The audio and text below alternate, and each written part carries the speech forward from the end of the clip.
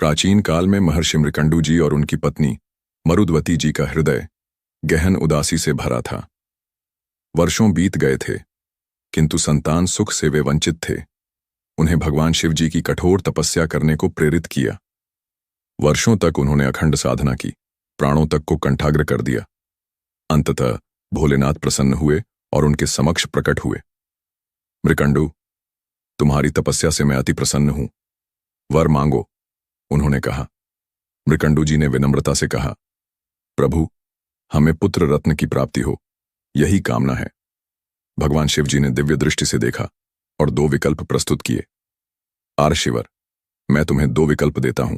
पहला, एक अत्यंत बुद्धिमान, तेजस्वी और धार्मिक पुत्र, किंतु जिसकी आयु केवल 16 वर्ष होगी। दूसरा, एक मंदबुद्धि पुत्र, किंतु जो दीर्घायु होगा। बताओ, तुम किसे चाहते हो? यह कठिन निर्णय था। महर्षि मृकंडू जी और मरुद्वती जी ने क्षण भर विचार किया। एक ओर संतान का मोह था, तो दूसरी ओर धर्म और बुद्धिमत्ता का महत्व। अंततः उनके हृदय ने धर्म का मार्ग चुना।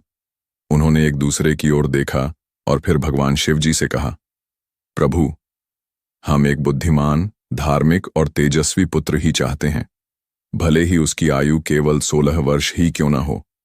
मंदबुद्धि पुत्र की दीर्घायु हमें स्वीकार नहीं। शिव जी मुस्कुराए। तथास्तु, तुम्हारी इच्छा पूर्ण हुई। कुछ समय बाद मरुद्वती जी के गर्भ से एक तेजस्वी, अद्भुत प्रतिभाशाली बालक ने जन्म लिया। उसका नाम रखा गया मार्कंडेय। जैसे जैसे वह बड़ा होता गया, उसकी प्रखर बुद्धि, सौम्य स्वभाव और भगवान शिव जी के प्रति स्वाभाविक आकर्षण व प्रेम सबको चकित कर देता था।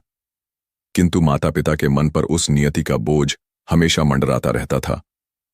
एक दिन जब मार्कंडेय 12 वर्ष का हुआ, मृकंडू जी ने उसे बुलाया। आंखें नम थीं। पुत्र मार्कंडेय, उन्होंने कहा, तुम्हारे जन्म के समय भगवान शिव जी ने हमें यह वरदान दिया था कि तुम्हारी आयु केवल 16 वर्ष होगी। अब मात्र 4 वर्ष शेष हैं। उसका हृदय केवल ओम त्र्यंबकम यजामहे सुगंधिम पुष्टिवर्धनम उर्वारुकमिव बंधनान मृत्युर्मुक्षीयमामृतात् के पावन ध्वनि से गूंजता था। यह महामृत्युंजय मंत्र उसकी आत्मा की आवाज बन गया। यमराज जी की गर्जना ने वातावरण को कंपा दिया। तेरा अंतिम क्षण आ गया है, आयु पूर्ण हुई, चल मेरे साथ। मार्कंडेय ने आंखें खोलीं। उसके सामने मृत्यु के देवता खड़े थे, किंतु उसके चेहरे पर भय के स्थान पर एक अटूट विश्वास था। उसने शिवलिंग को और भी कसकर पकड़ लिया।